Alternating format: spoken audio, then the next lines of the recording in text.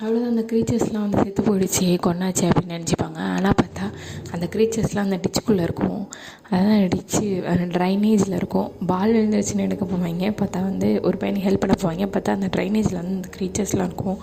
உடனே அவங்க எல்லாம் 2 பேரும் போவாங்க. இந்த பக்கம் 2 பேர் பார்த்திங்கன்னா ஸ்கூலில் வந்துட்டு பெல் அடித்து ஸ்கூலில் மாட்டிக்குவாங்க. ஸ்கூலில் ஒரு க்ரீச்சர் வந்துடும்.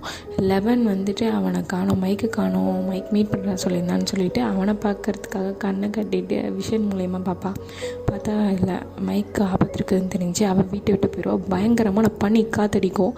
இவங்களாம் அந்த க்ரீச்சர்ஸ் கொண்டு அந்த டிச்சிலேருந்து வெளியே ட்ரைனேஜ் வழியாக வெளியே வந்துடுவாங்க. வந்து பார்த்தா மேலே போயிட்டு மாட்டிக்குவாங்க. சிக்னலே கிடைக்காது. அலர்ட் பண்ணணுன்னு சொல்லிவிட்டு மேலே போகிறேன்னு சொல்லிவிட்டு லைட் ஹவுஸில் போய் மாட்டிப்பாங்க.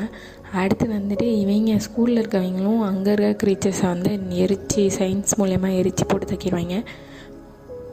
அந்த க்ரீச்சர்ஸ் சாப்பிட்டவங்களுக்கு வந்துட்டு ஒரு மாதிரி அந்த ரெட் லைட் எரியும். அது ஏன் இதுக்கு இதாவது எங்கே இருக்குதுன்னு கண்டுபிடிக்கிறதுக்காக போவாங்க. நான் அதுலேயும் பண்ணி புயல்னால அப்படியே பாத்துலேயே ட்ராப் போட்டு வைக்கிறவங்க. அந்த மண்டபம் என்ன பண்ணுவான்னா